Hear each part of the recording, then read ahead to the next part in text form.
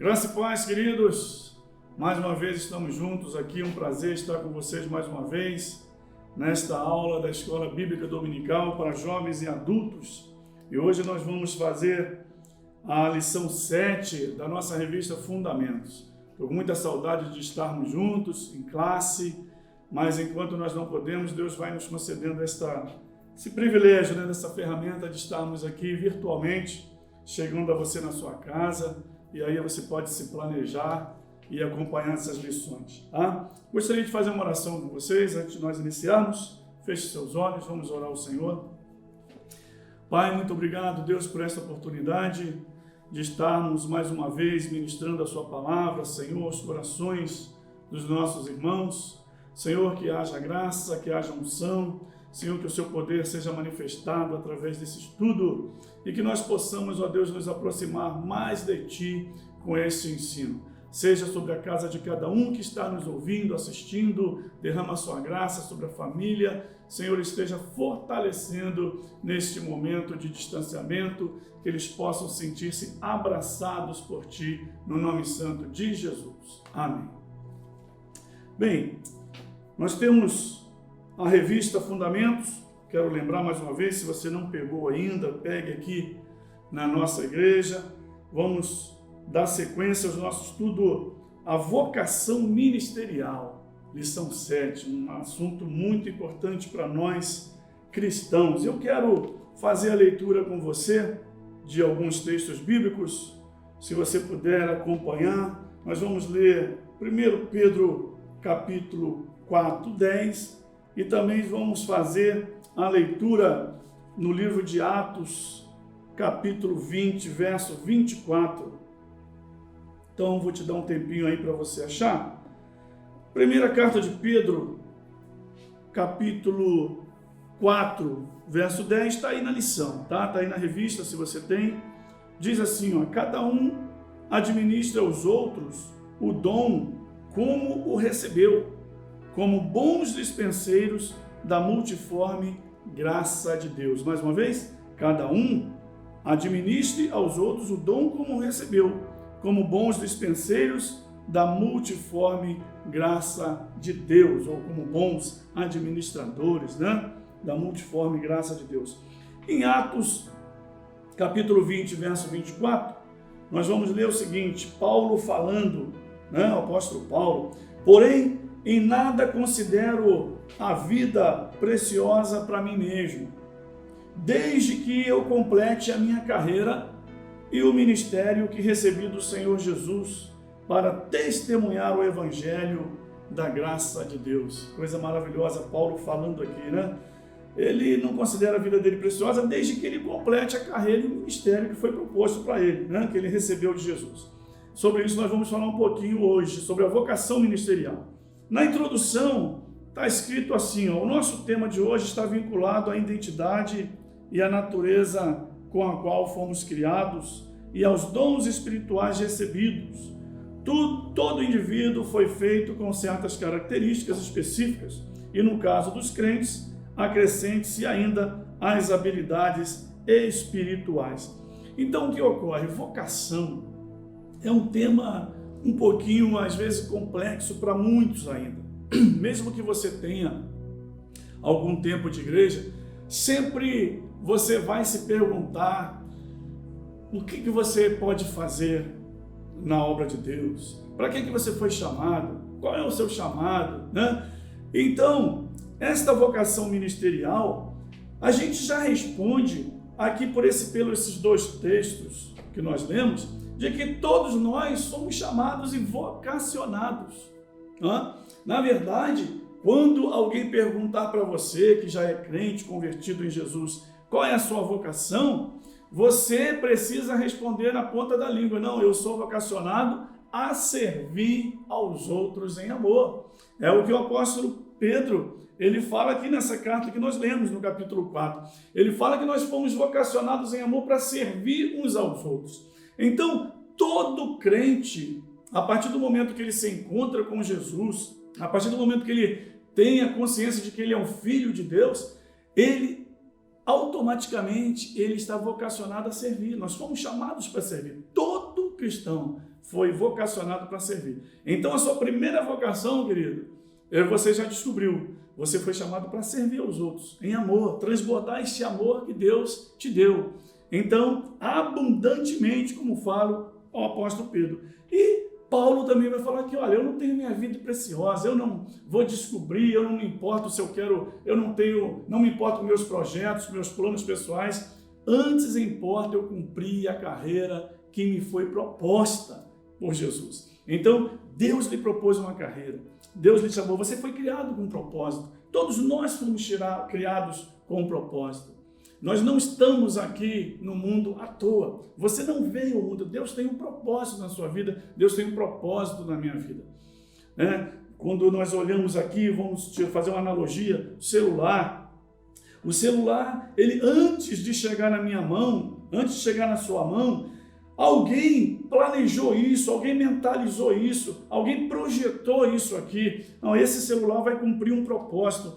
Antes dele se tornar essa peça, esse dispositivo, alguém imaginou como faria, projetou, planejou e até que criasse e ele estivesse em nossas mãos. Se esse celular não realizar chamadas, não receber chamadas, e hoje mais do que nunca, não tiver condição de fazer uma conexão com a internet, para nada serve. Vamos jogar fora. Vai servir o quê? Para tirar foto? É claro que tirar foto hoje e filmar passou quase a ser uma obrigação de um celular, mas não é o propósito principal dele. O propósito principal é conectar vidas, interagir com vidas. Então você também, antes de você vir à existência, meu querido, Deus te planejou, Deus projetou, Deus programou. João, Maria, José, esse vai ser isso, eu vou usá-lo nisso. Então Deus te projetou para você servir e através desse serviço você glorificar o nome dele. Então, como eu estava dizendo, a vocação às vezes nos deixa em crise, faz com que enfrentemos conflitos, porque nós, às vezes a gente esquece desse detalhe, que nós fomos criados para servir a Deus, E a gente fica pensando logo em ministérios, ficamos pensando logo em assumir posições, cargos. Não, querido, todos nós somos vocacionados para servir. Então o que acontece é o seguinte, nós precisamos descobrir como eu posso potencializar esta vocação que Deus me deu, de servir aos outros, de amar aos outros, de ser instrumento na mão de Deus para servir a comunidade, para servir ao povo de Deus e para servir no reino de Deus. Como eu posso potencializar isso? É isso que a gente precisa descobrir. É isso que a gente precisa, então, caminhar, melhorar. Como eu posso servir melhor ao meu Deus? Como eu posso potencializar minhas habilidades, os dons que eu tenho recebido? E aí a gente vai caminhar um pouquinho sobre essa lição, para que a gente possa, então, esclarecer alguma coisa que, porventura, você esteja ainda enfrentando no sentido de conflitos, da sua vocação. Nós temos aí alguns pontos sobre diferentes tipos de vocação. E eu queria ler com você, lá no livro de Provérbios, capítulo 22, 29, diz assim, vês um homem hábil na sua obra? Esse perante reis assistirá, e não assistirá perante homens pobres. Em algumas versões, a gente pode ler, não servirá em lugares obscuros, ou então, ele vai servir em lugares relevantes. O que o sábio está dizendo aqui? Que o homem, quando ele é hábil na sua obra, quando ele realmente faz o que sabe bem, ele vai ser relevante na sua ação, O fruto do seu trabalho vai ser relevante, não vai ficar na obscuridade. Então, o primeiro tipo de vocação que a gente se depara aqui é a vocação natural. Todos nós temos uma vocação natural. Todos nós nascemos com habilidades próprias, Seja cântico, seja você ser um instrumentista, seja você ser um bom orador, ou então você ter alguma habilidade natural, até profissional mesmo, E isso é uma vocação natural que você pode melhorar através da prática, através do dia a dia. Nós vemos aí, olha, a vocação natural refere-se às habilidades que são inatas ou desenvolvidas mediante a prática e que nos capacitam a exercer determinado ofício com competência. Então, mediante a prática, essas habilidades naturais, que às vezes talvez você vá até descobrindo no dia a dia, elas vão sendo desenvolvidas mediante a prática, mediante você se esmerar naquilo, né? Poxa, eu descobri que eu canto bem, eu tenho uma voz boa, poxa, eu vou entrar numa aula de canto, eu vou melhorar, descobri que eu posso servir, posso louvar, eu posso adicionar a minha vocação de servir aos outros com o meu cântico. Ah, poxa, eu faço uma boa oratória, parece que eu consigo transmitir bem o ensino da palavra. Poxa, eu vou estudar, eu vou pesquisar, eu vou ouvir outros pregadores, eu vou entrar no seminário, eu vou fazer um curso básico de teologia. Poxa, eu vou potencializar esse meu dom natural para que eu possa servir aos outros com mais propriedade. Então, essa vocação natural, todos nós temos e nós podemos potencializá-la a fim de servir aos outros da melhor maneira. Nós temos também a vocação filial. A Bíblia vai falar que todos nós, todo ser humano, foi vocacionado a ser filho de Deus. Essa não é uma seleção, não é uma vocação seletiva, é uma vocação coletiva, conforme nós lemos aí no ponto 2 da revista, a vocação filial, né? As passagens acima citadas evidenciam que esta vocação tem caráter universal, oferecendo a todos os homens indistintamente a possibilidade de crer em Cristo, receber o perdão dos seus pecados e desfrutar da vida eterna. Então, essa vocação filial, depois você pode conferir nesses textos aí do ponto 2 aí, do item 2 do capítulo 1 desta revista, tá? A vocação filial.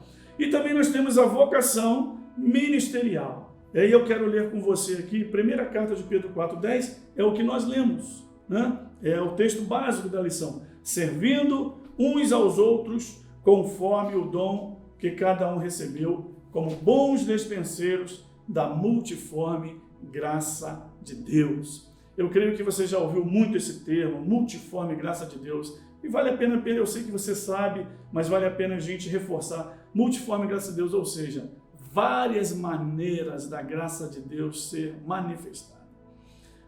Tem muita gente que às vezes rotula, Deus só age dessa maneira, Deus aqui faz dessa maneira, Deus aqui só faz assim, só fala assim. Multiforme graça de Deus. Deus ele não se rotula a nenhuma habilidade humana, Deus não se apequena nas nossas experiências, Deus ele não fica travado dentro dos nossos protocolos, dentro dos nossos manuais, né? Dentro dos nossos estatutos. Não, Deus ele é Deus, ele é Senhor, ele é o dono da obra. Então, nós vamos ser bons dispenseiros da multiforme graça de Deus, ou seja, onde quer que Deus o chamou para servir, você vai estar apto. Então, essa é a vocação ministerial.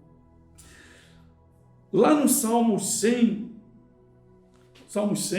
capítulo, verso 1, é um salmo muito conhecido, a gente até canta muito esse cântico: celebrai com júbilo ao Senhor todos os habitantes da terra, servi ao Senhor com alegria e apresentai-vos a Ele com cântico. Essa vocação ministerial, irmãos, precisa, primeiro, você tem que ter convicção dessa vocação filial sua e de que você foi chamado para servir. E quando você descobre isso, esse Salmo 100 tem que estar presente no seu serviço. Celebrar com júbilo, com alegria, servir ao Senhor de forma entusiástica. Né? Você precisa transparecer isso, você precisa apresentar isso, porque o salmista fala, apresentai-vos a Ele com cânticos, com alegria, com júbilo. Então a vocação ministerial, ela também denota isso, esta alegria em servir. Agora, querido, vamos entrar um pouquinho nessa situação, talvez você esteja claro para você isso. pô, beleza, eu vou servir os outros, mas como eu posso então potencializar, como eu posso descobrir uma maneira de melhor servir a Deus? Como eu posso descobrir uma maneira de ocupar um lugar no reino de Deus? E vamos lembrar lá de Provérbios, né, que nós lemos aqui. Como eu posso tornar o meu serviço relevante? Como eu posso tornar o meu serviço mais dinâmico, né? Que não fique na obscuridade? Como eu posso glorificar mais ao meu Deus? Como descobrir a minha vocação? Então nem sempre isso é fácil, né? A vocação, não estou dizendo potencializada, nem sempre isso é fácil e a gente precisa admitir isso. Mesmo para pessoas experientes, já com algum tempo na igreja, às vezes entra em conflito, entra em crise, porque começam a se espelhar em algumas situações, talvez que ele não tenha sido chamado para isso. Talvez você tenha muita vontade de pregar, de ensinar, de ocupar o púlpito, mas, meu querido, será que você foi chamado para isso? E às vezes você insiste nisso. Muita gente, pessoas querem cantar, louvar, de repente ser projetados na música. Será que você foi chamado para isso? Lembra da vocação natural, lembra da vocação ministerial que nós acabamos de falar, dá uma relida. Mas eu quero dar alguns passos aqui para você, que você pode facilitar essa descoberta. A primeira pergunta que você tem que fazer para você é o seguinte: onde é que está o seu coração no reino de Deus? Onde é que está o seu coração? O que faz você vibrar quando você está na casa de Deus? O que faz você vibrar? Outra pergunta que você pode fazer para você: onde é que está o seu interesse? O que te desperta mais interesse nesses anos, nesse tempo que você tem de evangelho? O que chama a sua atenção no reino de Deus? Outra pergunta que você pode fazer para você: onde está o seu entusiasmo? Você se entusiasma por alguma coisa? Quando você é envolvido em alguma ação, ou quando o pastor fala alguma coisa no púlpito, quando o pastor convoca, quando o seu líder te chama, alguma coisa arde no seu coração, você se sente entusiasmado por aquele convite? Pô, engraçado, isso aí eu quero fazer.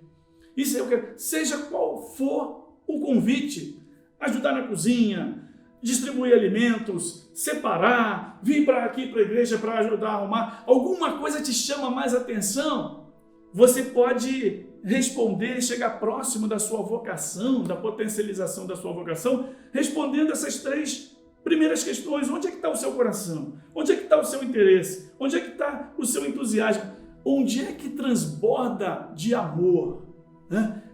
Existe um trecho aqui na revista, talvez não esteja na sua, mas eu gostaria de ler para você. Olha só, pense na seguinte pergunta, você que está em crise, né? Você que ainda não conseguiu achar sua vocação, como potencializá-la.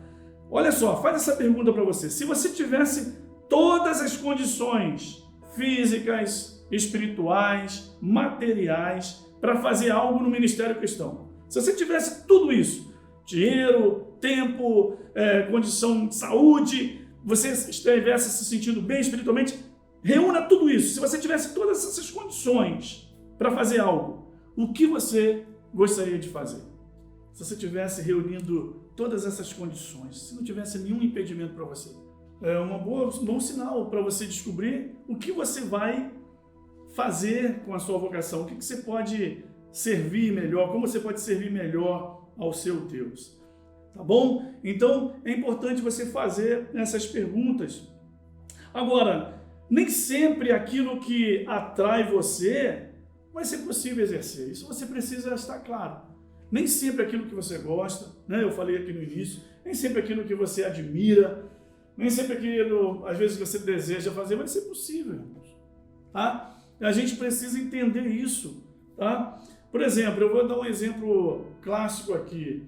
Porque às vezes você vai descobrir a sua vocação sem querer.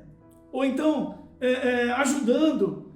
Eu fui chamado aqui para evangelizar. Não é muito a minha praia, não. Mas, de repente, quando você estiver no meio do grupo, com o seu líder, sabe, algo vai acontecer ali, e você, caramba, eu não sabia que era assim. Rapaz, poxa, eu gostei, eu quero repetir isso aqui. Então, de repente, a sua vocação vai ser descoberta dessa maneira. Eu lembro quando eu era criança, meu sonho era ser médico. E assim, poderia me perguntar, eu estava na ponta da língua, eu não sei, eu via na televisão, ouvia, e eu gostava dessa profissão, ser médico. Poxa, todo mundo perguntava, você é médico, você é doutor. Mal sabia eu que meu pai não teria condição nem de pagar nem a matrícula da faculdade, né? Naquela época, então, muito mais difícil. Mas o que acontece? De repente, eu me vi com uma oportunidade de fazer um curso profissionalizante no Senai. Uma profissão que eu nunca tinha ouvido falar, nem conhecia, nem pensava, nem sequer pensava nela. Profissão de eletricista. Aí apareceu a oportunidade, eu não queria, né, mas eu não mandava muito em mim, tinha só 14 anos, e aí eu fui praticamente obrigado a entrar. E aí eu passei, queridos, 3 anos da minha vida estudando no Senai. Não fiz só eletricista, fiz eletrotécnica, fiz eletrônica industrial. E o que eu quero dizer para isso? De algo que eu não conhecia, que eu não pensava, não projetava para a minha vida, foi algo que me levou a me projetar profissionalmente. Algo que eu passei trabalhando 36 anos da minha vida. Me aposentei trabalhando nisso. Eu progredi nisso, né? Assumi cargos de gerência, né? Comandos de setores de manutenção, geri pessoas através de algo que eu não conhecia. Eu descobri fazendo, na prática. Então, na vida espiritual também, irmãos, você pode descobrir a sua vocação na prática. Saia da ociosidade, saindo da ociosidade, se apresentando. Então, talvez algo que você não imagina fazer no reino de Deus está parado, está aí adormecido dentro de você. Né? Eu não sabia que eu poderia ser um profissional nessa área de elétrica, de eletrônica, mas eu me descobri. Né? E isso me fez vencer profissionalmente na minha vida, fez eu ter uma situação, graças a Deus, abençoada, propiciar a minha família, né, uma casa. Então, Deus ele pode estar querendo te mostrar algo e talvez você, não vou fazer isso que eu não gosto. Vai lá, faz, exercite. De repente você vai se descobrir dentro dessa situação. Então, vocação natural, vocação filial, vocação ministerial, espero que esteja mais ou menos aí esclarecido. Agora, a dinâmica da vocação ministerial, que é o ponto 2. Aí a gente vai entrar um pouquinho, né, já nesta parte de vocação ministerial com relação ao chamado específico a exercer algumas funções, alguns cargos, né, que talvez você hoje esteja almejando. A primeira coisa que Deus vê em você para potencializar, para fazer com que você assuma posições no seu reino, né? Talvez até de liderança. Isso não quer dizer nunca que esses cargos são maiores ou menores, que a pessoa é melhor ou é mais escolhida ou é mais querida, não tem nada a ver. Todos nós temos espaço no reino de Deus, mas são ministérios específicos, né, de Jesus. Uns são chamados para mestres, outros são chamados para apóstolos, outros são chamados para profetas, mas todos são chamados pelo mesmo Senhor da seara, é o mesmo Espírito que opera tudo em todos. Então, a primeira coisa, vamos lá em 1 Reis 19 a 19:21, trata aqui da história de Elias, nós não vamos ler isso aqui, mas o que esse texto quer dizer? A operosidade, ou seja, Deus ele não chama ninguém que está ocioso, Deus ele não chama ninguém que está parado. Então, a primeira coisa que você precisa estar fazendo para que Deus te olhe e te entregue mais responsabilidade é que você esteja na atividade. Alguns vão falar sobre muitos exemplos bíblicos. Quando isso me deixava muito chateado quando alguém falava, Deus não chama ninguém que está parado. Né? Eu sempre falava assim, não é, mas com certeza, mas ele chamou esse pessoal que estava trabalhando, mas eles deixaram o que estava fazendo para fazer o que estava sendo chamado. Mas não é bem isso aqui que esse texto está querendo dizer. Ele está querendo dizer o seguinte, que a ociosidade, ela não é bem vista por Deus. A gente pode chamar que a ociosidade é um tipo de preguiça. Né? Na lição aí, nós lemos o seguinte, na metade desse ponto 1 aí, do capítulo 2, da operosidade, diz assim, olha, nestes relatos vocacionais, salta-nos aos olhos uma das características predominantes em um vocacionado, a sua operosidade. Esta é uma das virtudes que chama a atenção de Deus. Então a sua operosidade, a sua atividade, o seu dinamismo chama a atenção de Deus para você, meu irmão, minha irmã. Chama a atenção de Deus para você, para que Ele possa te levar a lugares mais altos, né? Lá no finalzinho, é possível exercer responsavelmente a atividade profissional e simultaneamente ser compromissado com o reino de Deus. Às vezes, nós ocupamos tanto o nosso tempo com atividades seculares e dizemos que nós não temos tempo para Deus. Isso não é desculpa para Deus, né? Nós precisamos ser administradores de toda a nossa vida, inclusive do tempo. Em Romanos 12, verso 11, diz assim, olha, quanto ao zelo, não sejam preguiçosos, sede fervorosos no Espírito, servindo ao Senhor. Então, meu irmão, a atividade, a operosidade, o dinamismo, isto alegra o coração de Deus. Se nós formos zelosos na obra do Senhor e sábios na administração do tempo, nós vamos conseguir dar conta do privilégio que é servir a Deus. Então, falta de tempo não é desculpa para você deixar de servir ao Senhor. Eclesiastes 3, 1, 8. A gente tem lido tanto esse texto, né, irmãos? Nessa época de pandemia, tudo tem seu tempo. Eclesiastes 3, 1, 8. Tudo tem a sua ocasião própria e há tempo para todo propósito debaixo do céu. Há tempo de nascer, tempo de morrer, tempo de plantar, tempo de arrancar o que se plantou, tempo de matar, tempo de curar, tempo de derribar, tempo de edificar, tempo de trabalhar, tempo de fazer a obra de Deus, tempo de dormir, tempo de descansar, tempo de ficar com a família, e aí vai. Meu querido, tudo na vida tem o seu tempo, está nas suas mãos remir esse tempo. E deixa eu correr aqui para a gente não ficar aqui 1 hora falando. O outro ponto deste capítulo 2, sentimento de incapacidade, é outra dificuldade que nós encontramos para exercer a nossa vocação, nosso chamado, ou até assumirmos algum cargo. Incapacidade, isso em certo sentido é bom.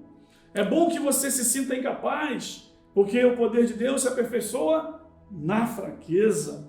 E a gente vai ler aqui em Tiago 4:10, humilhai-vos perante o Senhor e Ele vos exaltará. Queridos, olha só, está na revista aí, ó. Todo sentimento de superioridade, arrogância e autossuficiência não condizem com o caráter daqueles que foram comissionados por Deus. Então, o sentimento de incapacidade é um dos fatores que podem causar uma barreira, mas também é um dos fatores que vai apontar a nossa fragilidade. É necessário que eu e você, irmãos, nos sintamos realmente incapazes, totalmente dependentes de Deus. Isso vai nos ajudar, mas isso não pode criar um bloqueio no exercício do meu cargo. Eu preciso crer que Deus, quando me chama, Ele me capacita, Ele me potencializa, então eu vou confiar nele. Então, esses fatores vão demonstrar nossa atividade. Então, esse sentimento de incapacidade, você pode fazer bom uso dele, porque se você estiver se humilhando perante o Senhor, Ele vos exaltará. Não uma falsidade, uma falsa humildade, né, como muitos dizem. Outra coisa que você precisa ter, além de estar ativo, além desse sentimento de ser incapaz e confiar totalmente no Senhor, é uma confirmação eclesiástica. Tito 1:5, nós vamos ler: por essa causa te deixei em Creta, Paulo falando a Tito, para que pusesses em boa ordem o que ainda não está, e que em cada cidade estabelecesse presbíteros, como já te mandei. Em Atos capítulo 6, versos 5, 7, nós lemos: o parecer agradou a todos e elegeram Estevão, homem cheio de fé e do Espírito Santo, Filipe, Prócoro, Nicanor, Timão, Pármenas e Nicolau, prosélito de Antioquia, e os apresentaram perante os apóstolos, e estes, tendo orado, lhe impuseram as mãos. Então é importante uma confirmação eclesiástica da sua liderança. Você não pode se autodenominar pastor, você não pode se autodenominar um líder, você não pode se autodenominar um profeta. É necessário que você esteja embaixo de uma autoridade espiritual, é necessário que você seja recomendado. Os critérios acima mencionados por si só não comprovam a autenticidade do chamado. há que se esperar que o reconhecimento do parte do povo a quem o vocacionado se propõe a servir, e esta é uma designação que não pode ficar exclusivamente à mercê da subjetividade da pessoa. Então é preciso que você seja reconhecido. Então, não pode ficar à sua mercê. É preciso que o povo aprove você. É preciso que o povo reconheça em você que você tem esse chamado ministerial. Né? E também não é bajulação, né? Não é puxa-saquismo, não. É reconhecimento, é frutos. Né? É frutos. A pessoa, poxa, realmente quando fulano fala, ele expõe com propriedade a palavra. Quando ele canta, realmente é diferente. Então é preciso que haja uma aprovação. E em termos de cargos ministeriais, é preciso que você seja recomendado. A nossa denominação, por exemplo, a Igreja Wesleyana, ninguém é pastor sem fazer um seminário, sem ser reconhecido pela igreja local, antes de ser indicado ao conselho lá dos pastores, né, conselho ministerial, o conselho local aprova. Não, nós recomendamos esse irmão, pode ir. Quer dizer, é um reconhecimento da igreja local e depois tem um reconhecimento da denominação, né, dos nossos pastores e bispos, e aí sim ele vai poder exercer o seu cargo pastoral, no caso, pastor, né? E também nós precisamos das evidências da providência divina. Então, esses 4 pontos, irmãos, também tem a forte convicção, é uma dinâmica da vocação ministerial, né? Para que você possa realmente entender com mais propriedade o seu chamado, passa por esses patamares aí, por essas bases, né? Então, a confirmação eclesiástica, evidências da providência divina, né? O Senhor vai realmente te mostrar dia a dia, durante o exercício da sua função, que realmente Ele está contigo, né? Provendo ali, sobrenaturalmente, algumas situações. E também uma forte convicção, isso aqui também é necessário, a forte convicção. Né? Miqueias 3,8, livro de Miqueias 3,8 diz assim, quanto a mim, estou cheio do poder do Espírito do Senhor, assim como de justiça e de coragem, para declarar a Jacó a sua transgressão e a Israel o seu pecado. Olha só que ousadia de Miqueias, né? Ele é um boiadeiro, né? Esse foi um do que não abandonou a sua obra, mas ele estava lá exercendo o seu papel. Então, quanto a mim, estou cheio do poder do Espírito Santo. E também Paulo falando aos Coríntios, no capítulo 9, verso 16, pois, se anuncio o Evangelho, não tenho do que me gloriar, porque me é imposta essa obrigação. Ai de mim, se não anunciar o Evangelho. Meu querido, você precisa ter essa convicção de que você não está cumprindo obrigação, mas sim um chamado. Então, essa forte convicção precisa fazer parte desse processo, né? Onde você vai ser inserido neste grande projeto que Deus tem. Então, o mesmo Espírito que me dá convicção, ele vai me convencer da minha pequenez diária. Então, não é contraditório você ter uma convicção forte, né, de que você tem um chamado por Deus, no sentido de você se sentir capaz de fazer aquilo. Né? Você pode se sentir incapaz de exercer algo para Deus, no sentido de você saber que aquilo não é teu, que você não tem condição de ministrar ao povo, a não ser que Ele te dê, mas ao mesmo tempo você tem convicção de que você foi chamado, que o Espírito do Senhor está te enchendo de poder para isso. Então não existe contradição nisso, você pode ter uma forte convicção, eu fui chamado para ser um evangelista, mas isso não anula a minha condição de fragilidade diante de Deus, e de incapaz diante de todo o poder de Deus. Porque, na verdade, meu querido, quando a gente se achega diante de Deus, a gente vê a nossa pequenez. É impossível você chegar diante de Deus e não se apequenar. Quanto mais você chega perto de Deus, quanto mais você ganha intimidade com Deus, mais você se sente pequeno e mais você se sente dependente. E, por último, no capítulo 3, potencializando a vocação ministerial. Então, nesse caso, já é quando você já está convicto do seu chamado, já venceu suas crises, já respondeu aí todas aquelas perguntas, onde é que está o seu coração, onde é que você se sente mais entusiasticamente falando de exercer alguma atividade, e aí agora você vai potencializar isso. você vai potencializar a sua vocação ministerial. Primeiro, você vai empreender o máximo da sua capacidade.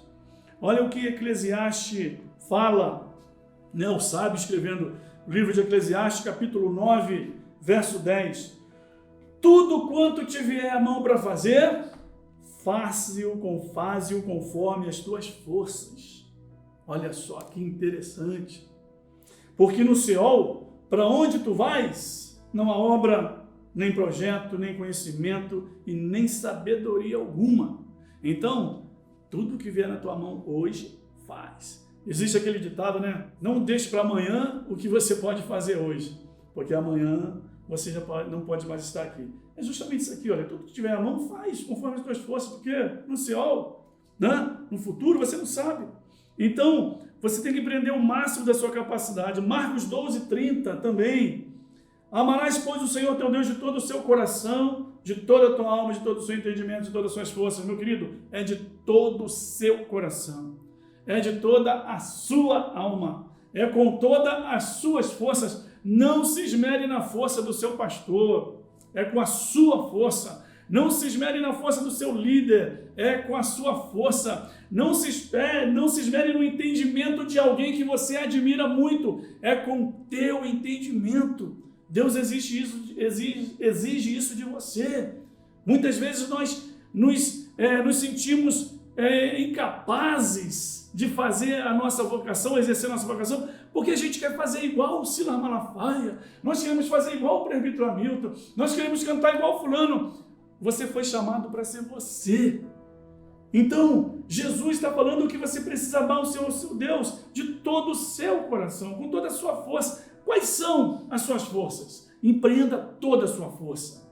Talvez a sua força, humanamente falando, seja bem menor do que alguém que você admira, mas é toda a sua força. É isso que Deus requer de você. Então, empreenda o máximo da sua capacidade. Você pode fazer bem, você pode correr 10 quilômetros, então corra 10 quilômetros. É o máximo que você pode fazer? Então faça isso. Não tente ir 11 quilômetros porque alguém fez 11 quilômetros. Corra os 10 quilômetros. Seja fiel à sua capacidade. Seja fiel à sua capacidade. Outro ponto é exercer o ministério fundamentado no amor. Não adianta nada você ser fera. Não adianta nada você ser elogiado. Não adianta nada, eu vou dizer até porque é baseado na palavra de Deus. Não adianta nem você ter muitos frutos nas suas mãos, apresentar, né? Mas se você não fizer isso com amor, se aquilo não tiver sido feito com amor, nada adianta. Paulo fala, Coríntios 13, ainda que eu falasse a língua dos homens e dos anjos, e não tivesse amor, seria como um metal que soa, como um símbolo que retine. Ainda que eu tivesse o dom de profecia e conhecesse todos os mistérios da ciência, ainda que eu tivesse toda a fé, de maneira que eu pudesse transportar montes e não tivesse amor, nada seria. Meu querido, você pode virar cambalhota, você pode falar todas as línguas, você pode profetizar, você pode curar, expulsar demônio, mas se você não tiver amor, isso tudo é lixo. A palavra de Deus é clara nisso. Nada disso vai se aproveitar. 1 Coríntios 13, leia isso, leia novamente esse capítulo 13. Fundamentos do amor. Nosso ministério tem que ser fundamentados no amor. Aliás, o próprio Jesus falou, antes de se despedir dos discípulos, lá em João, falando, olha, nisso o mundo conhecereis que sois meus filhos, meus discípulos, se vos amardes uns aos outros. Como saber se meu ministério está fundamentado no amor? Gálatas 5:22. Estamos encerrando. Mas o fruto do Espírito é amor, gozo, paz, longanimidade, benignidade, bondade, fidelidade, mansidão, domínio próprio. Contra essas coisas não há lei, não há argumentos. Fruto não são frutos, irmãos, não são frutos. O fruto do Espírito, ele engloba tudo isso que eu falei. Não adianta você ser apenas longânimo, não adianta você ser apenas fiel, não apenas você demonstrar bondade se você não tiver mansidão, não adianta você ser benigno se você não tiver domínio próprio. É o fruto do Espírito. Quando o Espírito dá o fruto, ele abrange isso tudo aqui. Então, eu vou saber se o meu ministério está fundamentado no amor, se o meu fruto estiver englobando isso tudo aqui. E finalizando, prosseguir com perseverança. Efésios 6,13.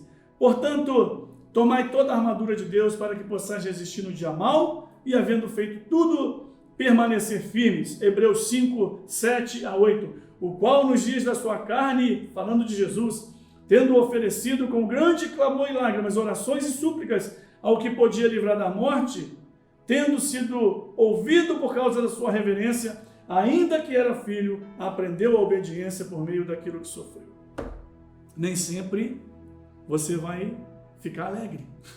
Nem sempre você vai ter alegria, nem sempre você vai ter júbilo, nem sempre você vai se sentir à vontade no exercício da sua vocação, mas é preciso que você tome a armadura de Deus para que você possa resistir quando o negócio ficar ruim para você, quando a oposição vier, quando as aflições vierem, e havendo feito tudo, você permanecer firmes. Então, meu querido, eu deixo para você essa palavra, que você possa exercer a sua vocação, se esmerar na sua vocação, e aí você está envolvido nas atividades da sua igreja?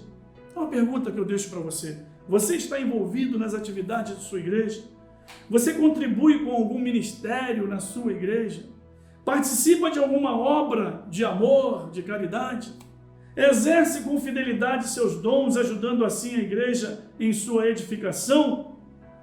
Se você respondeu não para essas perguntas, meu querido, eu quero dizer, você está se omitindo. Você não está cumprindo o seu propósito, aquele propósito que o Senhor projetou para você. Deus tem um grande propósito na sua vida, o reino de Deus, as vidas, a comunidade, os seus vizinhos, aqueles que te rodeiam. Aguarda a manifestação da glória de Deus na sua vida. Que o Senhor te abençoe, que o Senhor te guarde, que o Senhor te impulsione e que o Senhor faça com que você exerça a sua vocação para a honra e para a glória do nome do nosso Deus. Deus te abençoe. Amém.